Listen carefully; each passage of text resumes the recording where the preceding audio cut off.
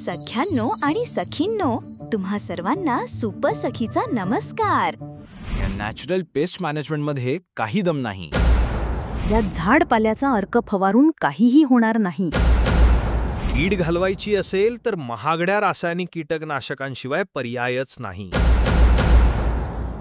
या सगळ्या समजुती साफ चुकीच्या ठरवत ज्या शेतकऱ्यांनी मागच्या 2024च्या हंगामात NPM में है दम हे सिद्ध करून दाखवलं, चला भेटूया अशा काही दमदार शेतकऱ्यांना।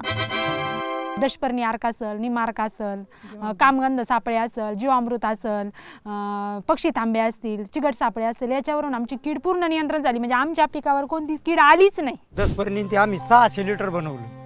रासायनिक अजिबात कुठलंच फवारतच नाही आम्ही। पक्षी थांबे लावले त्यावेळेस सगळे काय म्हणजे काड्या कुड्या कशाला लावताय म्हणे सगळे, पण आम्ही सांगितलं त्यांना की याच्यावर पक्षी बसतील, मग ती किड्यांना आळ्यांना खातील, मग आपले तेवढेच फवारणी कमी होईल।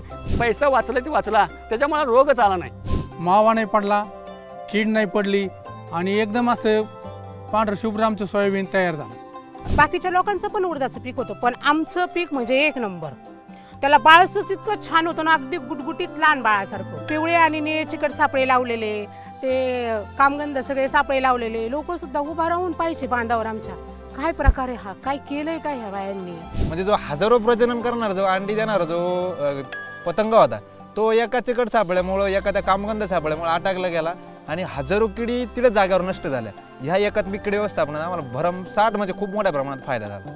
पाहिलंत मित्रांनो, NPM में है दम, तरम पम पम। तेव्हा या हंगामात तुम्ही सुद्धा निश्चय करा, रसायनांच्या वाटेवर न जाता निसर्गाच्या वाटेवर चालायचं आणि नैसर्गिक पद्धती वापरूनच कीड नियंत्रण करायचं।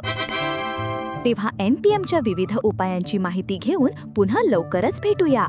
तोपर्यंत टाटा, बाय बाय, चाओ।